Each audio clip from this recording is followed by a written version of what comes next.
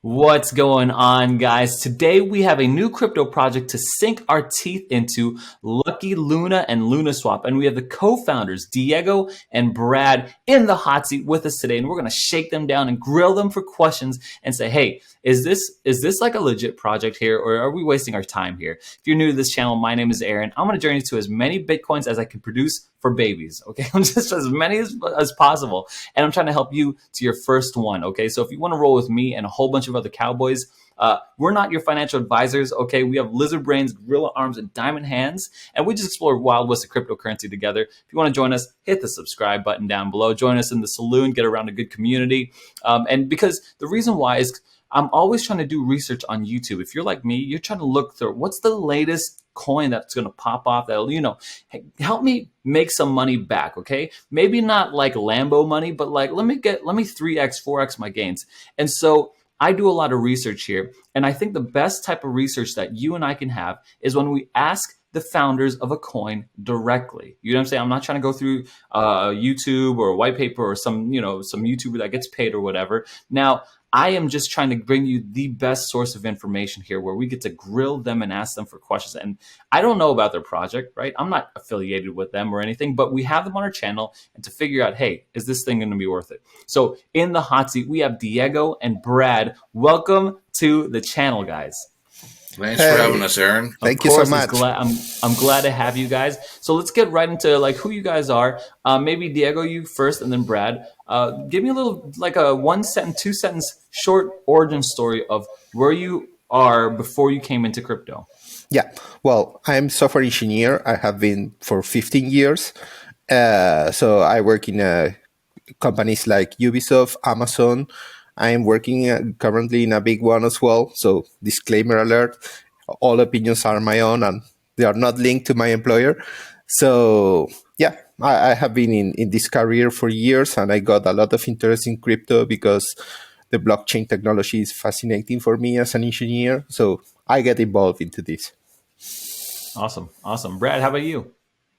I'm relatively new to the crypto world, but I've lived my life in the management side in the fiat world, sales management, general management of companies.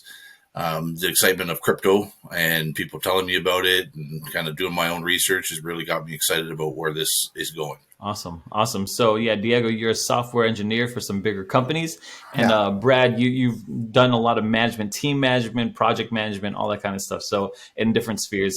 And I like how you said in the fiat world, because we're all trying to escape that fiat, that inflating scam fiat world, man. We're all trying to escape it. Okay, so guys, tell me about Lucky Luna. What's it trying to do here? What's Lucky Luna? Well, Lucky Luna started as a fun project. We all met in a different project, got to know each other through different socials and Telegram and everything else, and it turned into hey, we can do this. We can do this better. We can do this more fun. So that kind of started off a group of 5 people that got together and started this project called Lucky Luna. Where Lucky comes in was our good friend, Mr. Diego. As we were coming together as a group, had a daughter born whose name is Luna. Oh. Right? So hence the name Lucky Luna. Oh. So from there, we kind of just went along the way. We're meant to be a fun, interactive token. With no real purpose other than to have fun. Then all of a sudden we got to talking and my super crazy genius friend over here decided to, up the ante. So he designed a brand new contract that no one else in the Binance Smart Chain is using. And on that, I'm going to let him describe as to what monster he created. Okay. Yeah, so originally we started as every project just looking at SafeMoon. Their code is open source, so we started based on that. But as soon as we started to work with that, we noticed that to use it, we have to adapt our use case to their code, which is not what I want. I want to develop solutions for my problem. So the first idea in our contract, in order to make it original, was to charge taxes in BNB. You know that a lot of projects get taxes from their own token, and when they sell to get marketing, to pay for development, the price dumps because they need a high price to sell, to get a lot of money, to pay for more marketing. And it's a vicious circle. When the team sells, everybody sells because FUD is everywhere and people is scared. So we say, okay, how can we improve this situation? Because we live that in a lot of projects. And we thought about the taxes in BNB. I did some research. People said, no, you're crazy. This is not going to work. It's not possible. So when we did this and we did the swap to support this, we noticed that the product we create is bigger than a meme coin. So what if we use that power, that tech we created to empower other projects? There are a lot of projects out there that need help to develop their ideas. They need a better solution, more customized solution.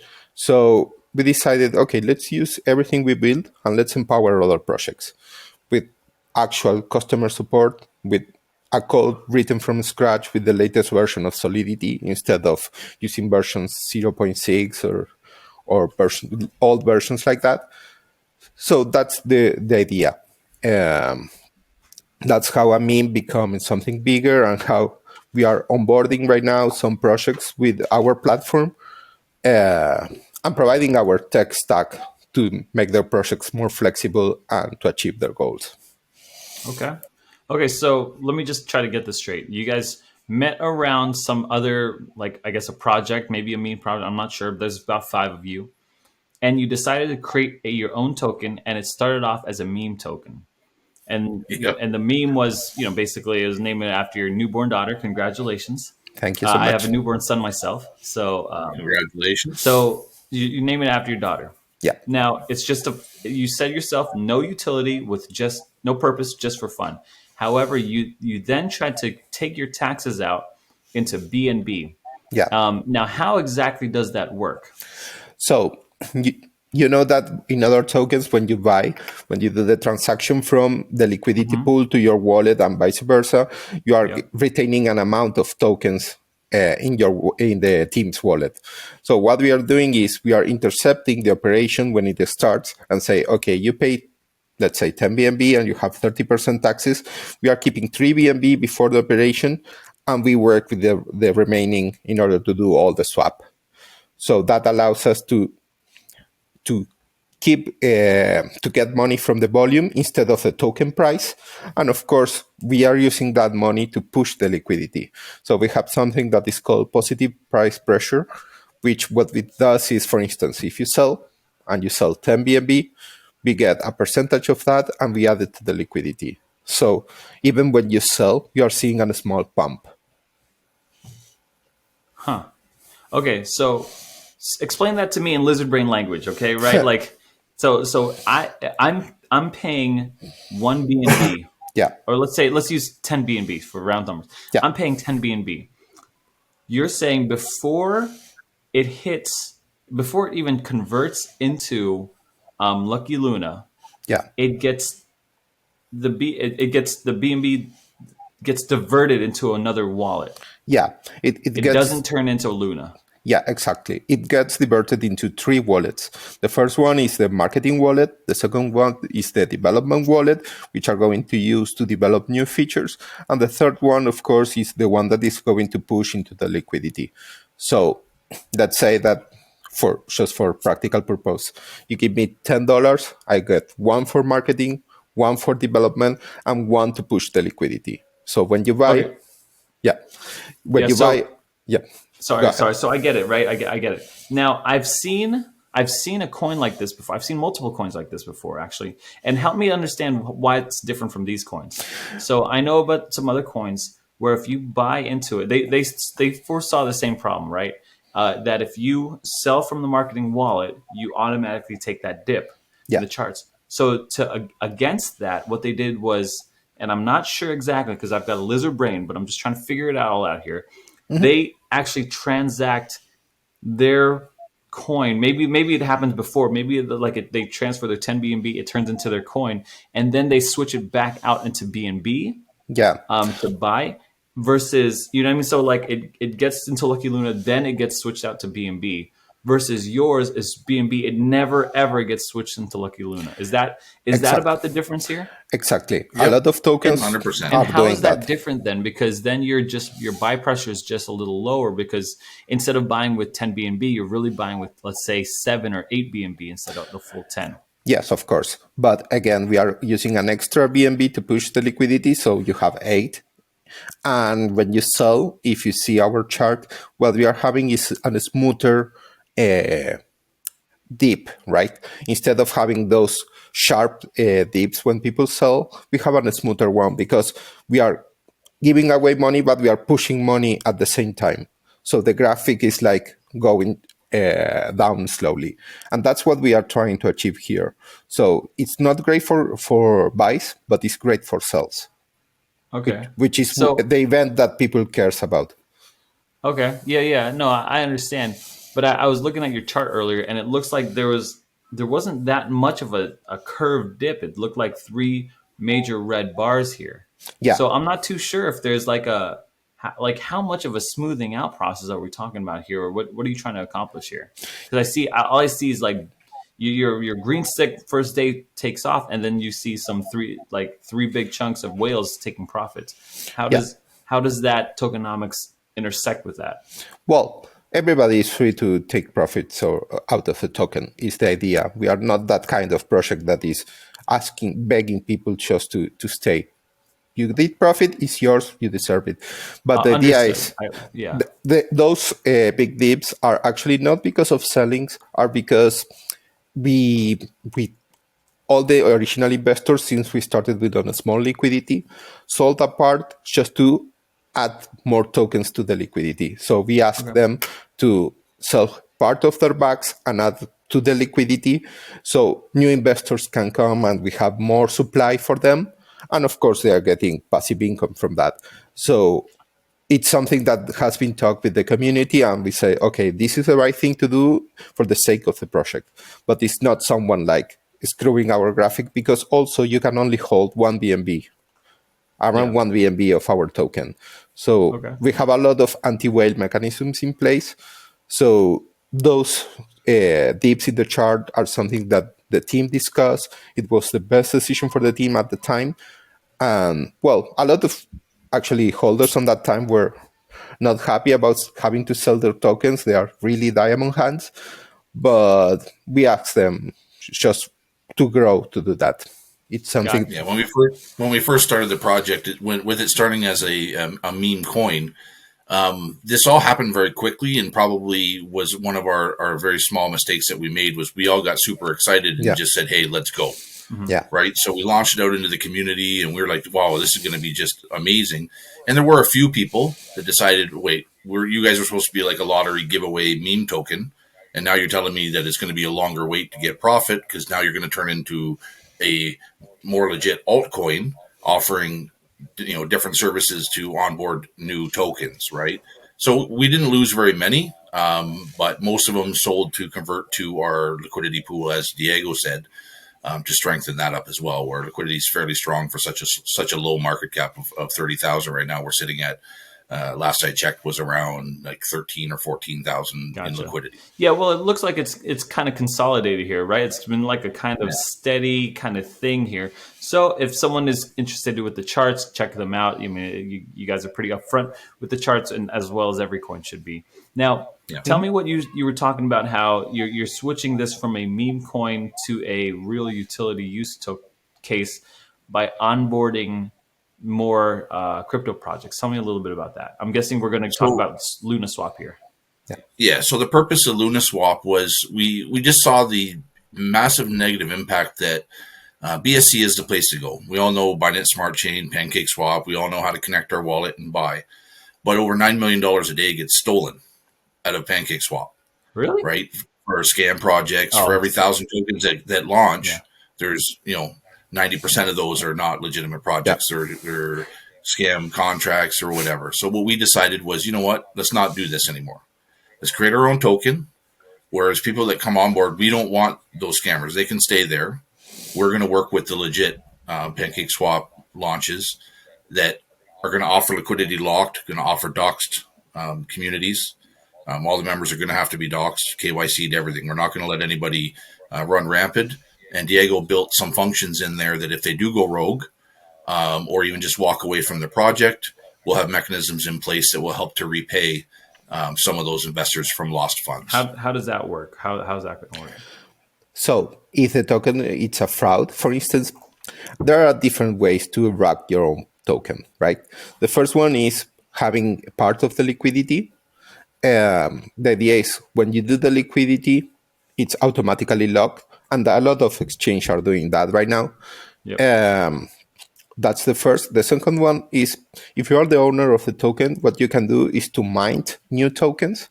So let's say you have 1 trillion tokens in the market and you mine 1 quadrillion of them and you sell them.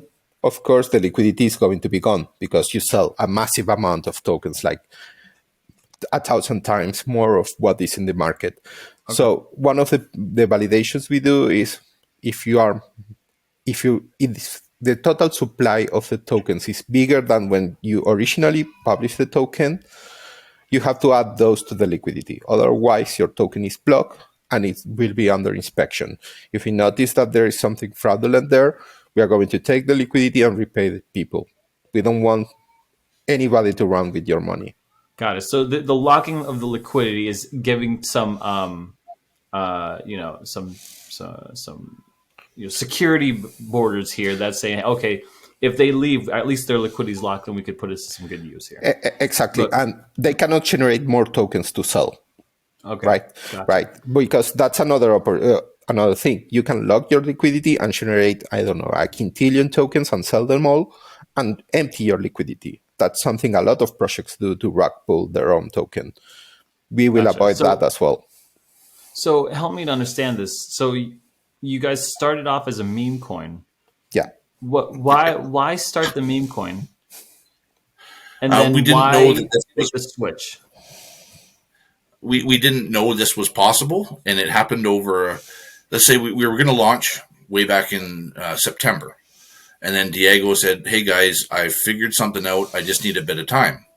So we let him do his thing because he's an engineer and knows what he's doing. And then every day he'd come back and give us little snippets of, hey, do we want to try this? Do we want to try that? And along the way, we're like, you know what? Yeah, like I'm up for something different in a challenge. And what he was presenting and the functions that are within the contract were super exciting. Like the number one thing is bots. On LunaSwap, bots are not an issue. Whereas other fair launches that happen on PancakeSwap, they get botted all day long. All with the ours, can't happen with us. In fact, we did. Let me rephrase that. We got botted when we launched, but here's the big benefit: none of those bots could sell. Yeah, not one of them. So they tried 1,000 times and they could not sell through our Pancake or our own LunaSwap exchange. Interesting. Yeah. Yeah. So for the first time, that's why if you see our total supply is 830 billion, we started with 1 trillion.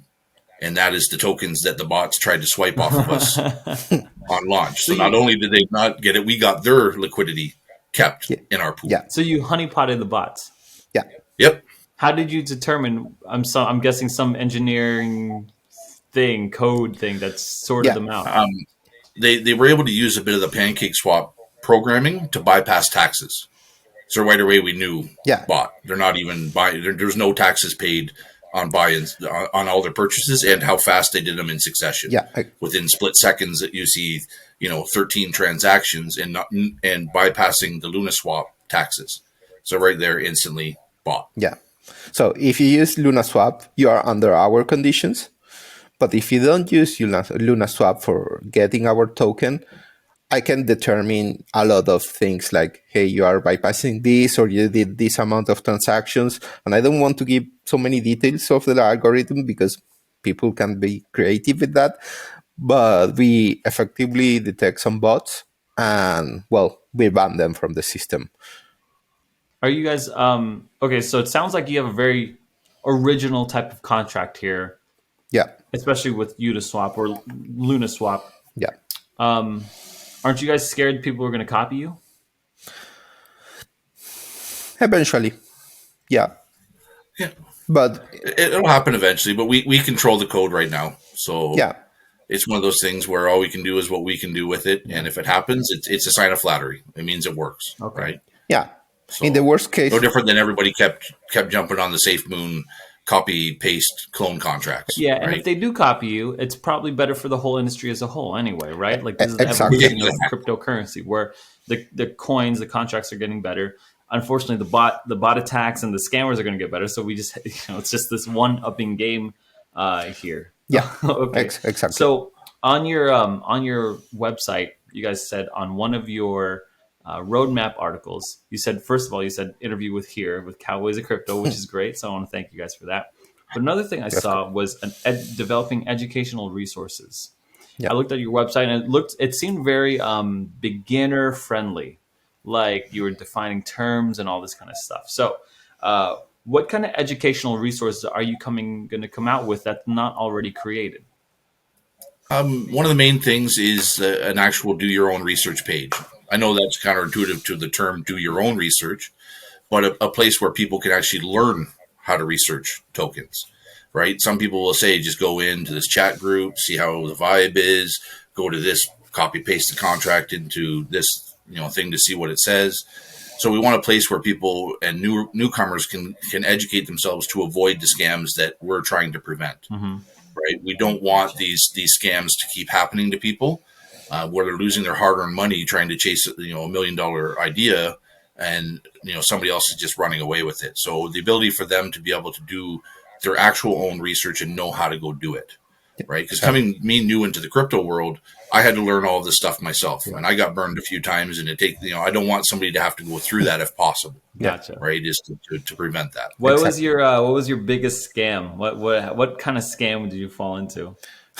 Well, my very first one on Binance, I stayed away from it. I was always just into altcoins and the main top 20. My boss that got me into crypto back in the day, the owner of the company, said, you know what, stick to the top 20. Don't get into the small stuff.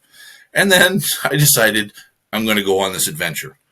Well, my very first one took me a while. I'm getting into this sale really early. I think I was probably the first or second person to buy into it. And I'm looking at how many tokens I have, and I'm all excited, like, oh my God, here we go. I'm instantly rich. And then, you hit that enable to sell. Okay, that worked. Try to sell, declined. Try to sell, declined. Try to sell, declined. And you're like, oh my God, I'm stuck in this. What is happening? Freaking out, and not knowing that within a couple minutes on you watch all of their socials get pulled down one at a time. And I'm still thinking in my mind, oh boy, what's happening here? And next thing you know, I've got a token in my wallet that has zero value. Oh no. Yeah. How much did you get scammed there? It wasn't terrible. I was a little cautious. I think it was 2 or 3 BNB at the time, but that was back when Bitcoin was at its all-time high. So I think BNB was probably $500 or $575 or something. I mean, that's a lot, but it's not like bank breaking there. Yeah. Gotcha.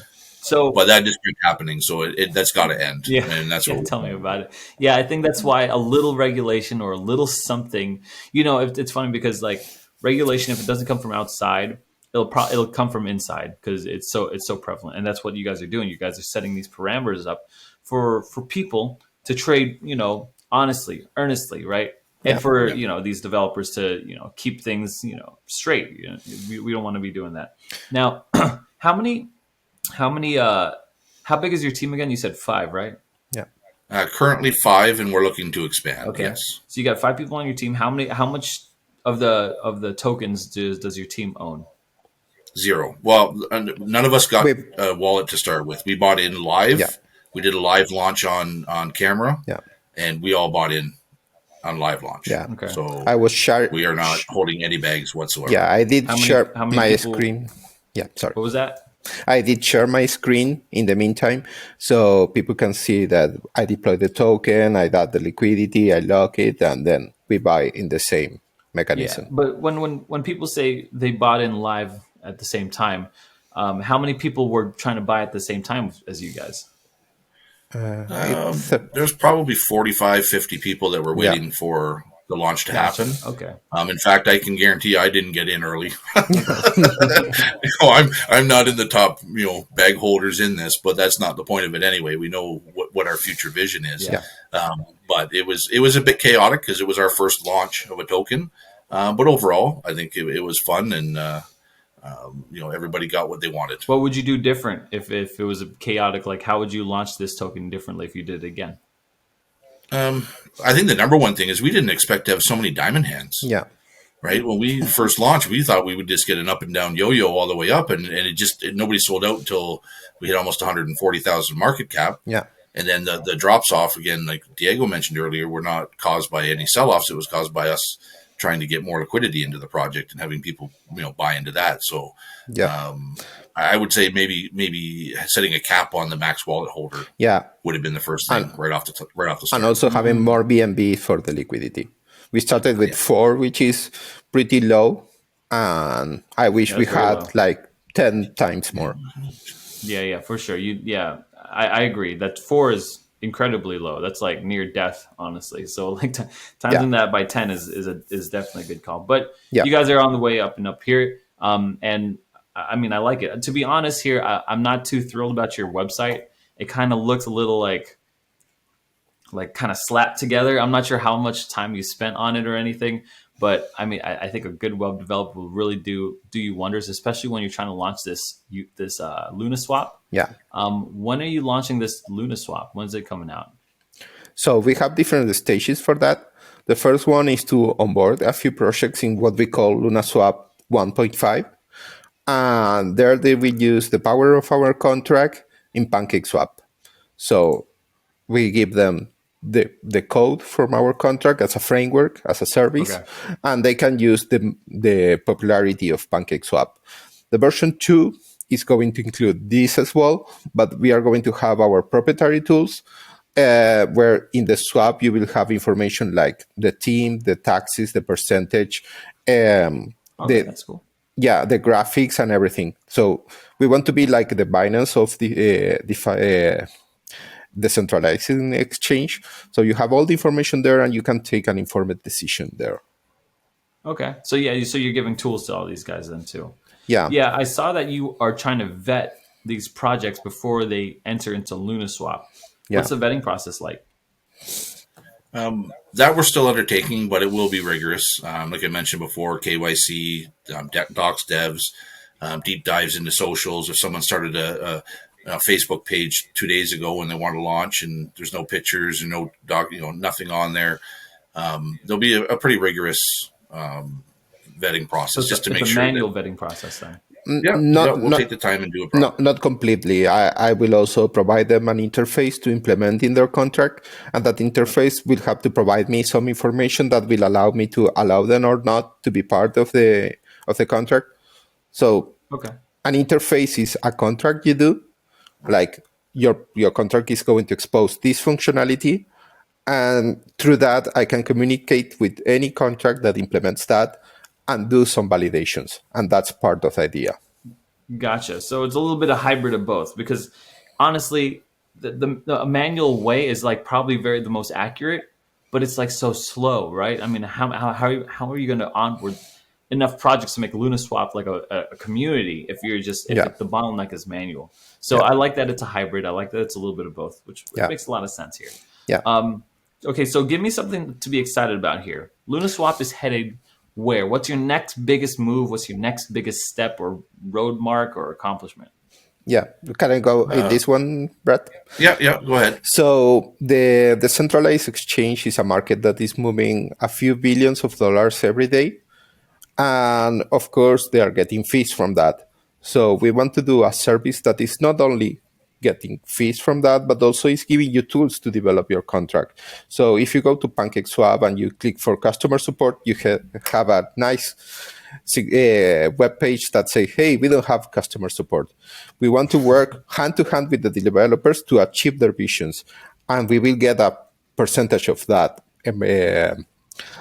volume they get. So if you get a percentage of that and we push that into our liquidity, the holders or Lucky Luna are going to moon, because eventually if you have a project that has 10 million volume every day, we're getting a percentage of that. Let's say 1%, you have as 100K, and that will be pushing your liquidity every day for each project. So the idea is, if they are success, we are success.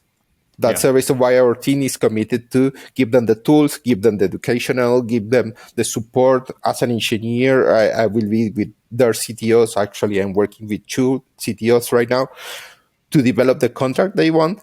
And of course, we get our share and our investors will get their share. Sure. Awesome.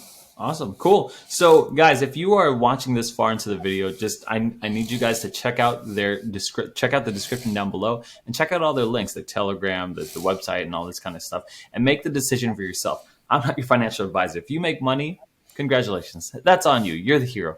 If you lose money, you could blame me. Okay? Tell your mom about me. Go cry about it. But honestly, it's not about me. It's about you. So do your own research. Check them out. If you feel good about Diego and you feel good about Brad and you feel good about this project, like, do your research, get into it, and it's on you. But guys, don't overthink things. I want to give these guys one last shot to just tell us, if we're on the fence about it, right? If we think that, hey, this could be something, Diego, Brad, what's the last thing that you'd want to leave into the mind of someone who's still on the fence about Lucky Luna and LunaSwap? Number one thing is we're always around. Anybody wants to come and talk, Diego will gladly walk them through each line of the code to show them what we're offering, right? Line by line. So we're not here to hide from anybody. We're putting our faces on videos everywhere. It's a project that's here to stand. And our main objective, like we've discussed, is to build the project, to build the platform, but also to help educate even token launchers to what is an alternative that may be better for them. Yeah. Right. That's our main thing that we're focusing on right now. Yeah, we see this project as 2 opportunities. The first one, to do the crypto world a safer place, which is something desperately needed right now. And the second one is 98% of the projects right now are scam. But there is a 2% that they have really good ideas and they don't have the tools to do it. So the most of the people in crypto is people that is from businesses, from other areas that is not related with engineering. We want them to achieve their goals. There is a lot to build in the crypto space. It's a virgin space right now. There are a lot of projects, but there are no tools for debugging. There are no tools for a lot of things. And we want them to build. This is a great space to build. And that's our goal. We want to see more crypto projects and we want to be partnered with them. Awesome. Guys, yeah, the crypto world is the Wild West out here, guys. It's crazy. The scams all across around every turn, every corner, and we have to find good people to get around, good projects to get around for sure. So if you guys feel good about Lucky Luna, check them out in the descriptions below. Guys, don't overthink things, guys. Lizard brains, gorilla arms, diamond hands. We're going to the moon, guys. Cowboys ride together. We'll see you guys next time.